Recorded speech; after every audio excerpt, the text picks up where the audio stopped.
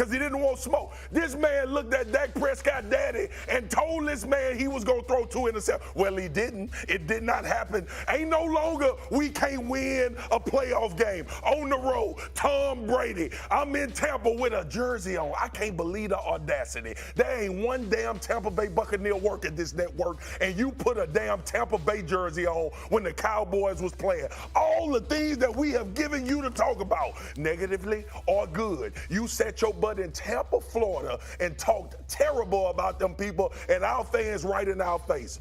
Well, what you gonna say now? You got a nice background. It look all blue. I know you're busy on your book tour, but I don't give a damn. I'm in this seat today, so you just shut up and let me and Keyshawn do the talking. The Dallas Cowboys won a road playoff game against the Tampa Bay Buccaneers when Stephen A. said they had no chance. And yeah, that's what you said, damn it, because I watched every minute of the show. Thank y'all. This has been a message from Swaggo. Let's go.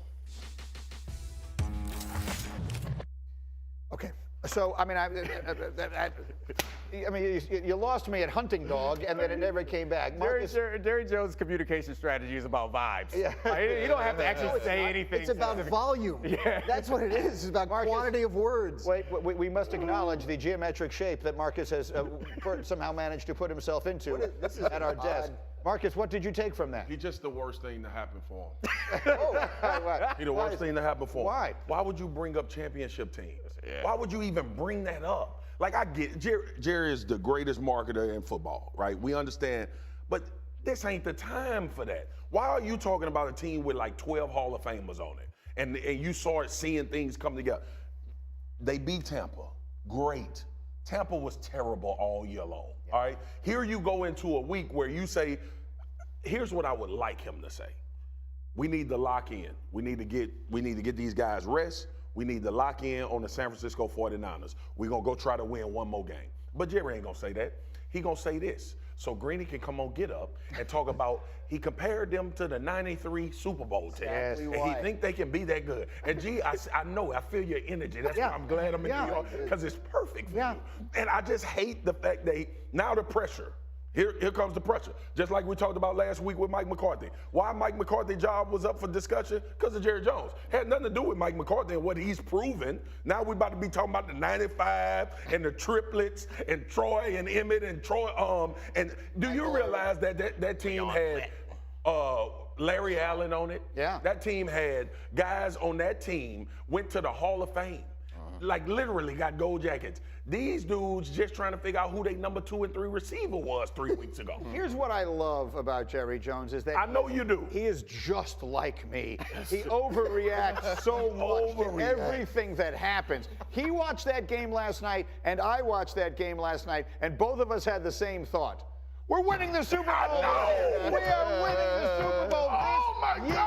And he thought it, and I thought it. I picked San Francisco to win the Super Bowl when the playoffs began. I changed my mind in the second quarter last night. I'm with you, Jerry. I feel you. Yeah. What do you think? Yeah, I mean, the reison why I slightly disagree with Marcus is they used to it. This is how Jerry's always been. When Dak was born, Jerry was doing this. So, like, this is not going to... played for him. Yeah, this is not going to make anybody in that building... No, Foxy. It's not going to make anybody in that building uncomfortable. They'd be surprised if Jerry came out there and was, like, tempered in his remarks. That would worry them. Oh, right? Are we about to get fired? They about to clean house? Wait, Jerry said no comment? Now, that's scary. Right? That's a lot scarier than him comparing him to an all-time great team. Greeny, you talk about keeping that same energy? Yeah. Making me feel better. Jerry going to keep that same energy. That's correct. Maybe I'm too civilized. Yeah. Me, of all people. You are too civilized. My issue with it, from an analytical standpoint, that's not what this team is doing. Yeah. Right? This team is not building. Like, they were horrendous last week. Right. Like, they play a really great game, then they play like 3 or 4 kind of lousy ones, and they play another really great game. So what he's describing is not what his current team is actually doing. Does it make any difference? If you're Mike McCarthy, if you're Dak Prescott, I mean, at some point, I almost do think it goes one ear and out the other. Yeah. It's just building. It's the cost of doing business. It's the Dallas Cowboy tax. When you sign up for it, there's a lot of great things, and you just know after the game, plus or minus, whatever, you're just building it into the week. Okay, so let me get to something next. I'm going to do what you guys always do. I'm going to say, Hembo sent me a stat. Uh-oh. Okay, and it is this. Dallas is playing a road game on 5 days rest against the 49ers, who have 7 days rest. Teams with that profile, going back to 1978, are 9-24. For the record, Mike McCarthy coached in 2 of them. He's 1-1. They beat Atlanta in this circumstance in 2010. They lost to Arizona in 2015. I will also just point out, just because it seems worth saying out loud, that as the Giants play the Eagles this weekend, the Eagles have a far bigger rest advantage, but what they don't have is the same level of short week that the Cowboys have. Right, that stat, probably most of those teams with 7+ have 14, right? Because you're talking about bye teams, right? This is a unique circumstance where the Niners didn't have a bye but played 2 days earlier than the Cowboys did. So yeah, it favors them. I must ask the players here. Dominique Foxworth, I mean, now let's get serious. How much of a difference do you think that makes in the game on Sunday? I think it makes a difference. It's the end of the season. Everybody's hurting.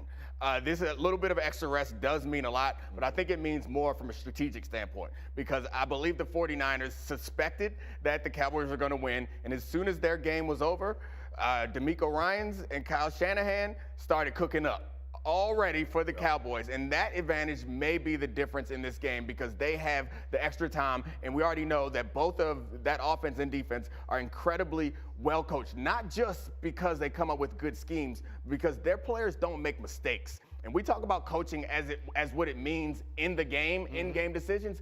Most of the coaching happens during the week. They don't make a whole lot of mistakes. They make big plays when you need it. They're calm and focused group, and they're versatile. Like, these are things that come with having smart players and coaching them well, and that advantage matters. All right, so Marcus, then let me give you another one here, okay? So we all understand. You said earlier this morning the 49ers are the NFL's juggernaut. No one can disagree with that. They haven't lost in 2.5 months. NFC.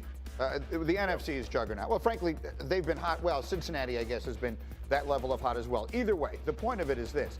Since Brock Purdy became their quarterback, and everyone loves the story, including me, the teams they have beaten are Tampa, the Seahawks twice, the Commanders, the Raiders, and the Cardinals. Those teams are a combined 14 games under 500, and 3 of them rank 25th or worse on defense. Does that matter, Marcus? Gee, if it was anybody else, I would say yes. But it's the San Francisco 49ers, and we know what this team has the ability to do. Everything they do from an offensive and defensive perspective travels. It don't matter who they playing against because a lot of it is tied to how they scheme teams up, coming off what Foxy just said. And then getting the ball in dynamic playmakers' hand. Debo Samuel don't care if it's the Cowboys or the Eagles or the Kansas City Chiefs. Christian McCaffrey with an open hole, it don't matter who you're playing against. And usually they get to those things. Remember, this team is also very veteran-laden when it comes to guys that's been in this position. Trent Williams on the outside, ain't nothing gonna be new to him.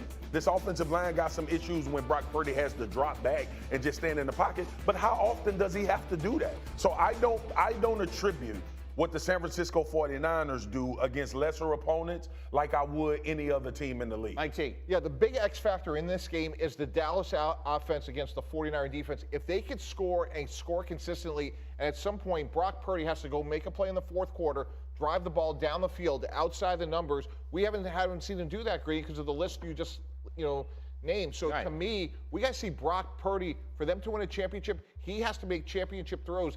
To their credit, they haven't had to do that quite yet. For whatever it is worth, our analytics, our football power index, with whom, again, Marcus has a complicated relationship, they favor the Cowboys. They like Dallas better than the 49ers.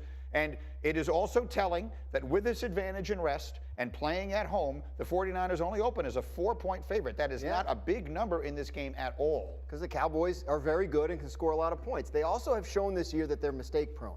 And if they start turning it over and committing penalties, they are done. The Seattle Seahawks had a 1-point lead at halftime on the 49ers on Saturday. They had not committed a single penalty, and they hadn't turned the ball over. That all changed in the second half, and they got blown out. I'm not saying Dallas gets blown out, but if they make mistakes in this game, then it will be all San Francisco. And the way Seattle got that lead was big shots to DK Metcalf. The same thing Dallas could do, big shots to C. Favors the Cowboys. But here is the context.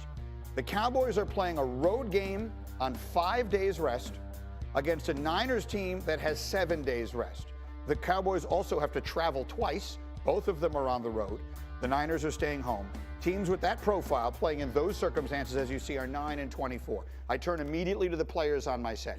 How do you describe the advantage that the 49ers go into this game with based upon those conditions? Well, based on data, the advantage is the San Francisco 49ers are a better football team than the Cowboys. That's number one. Our analytics disagree. Generally helpful. Our analytics think that the Cowboys are a better team. I've had a tumultuous relationship with them. I understand. Okay? And we all know that. Hey, Himbo, I love you. Himbo is my guy. Stats matter, okay?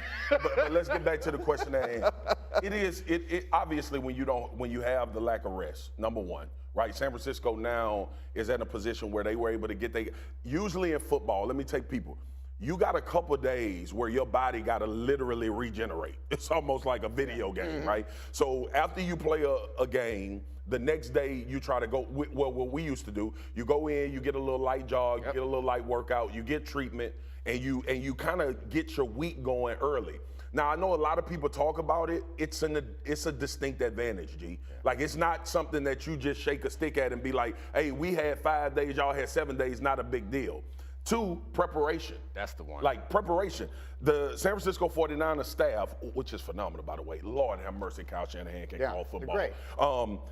You get a chance to kind of go reevaluate what you did against Seattle with a little bit more time to kind of fix your issues in that game and then move on to the opponent. Now, they've had scouts getting ready for the Cowboys or the Tampa Bay Buccaneers for the last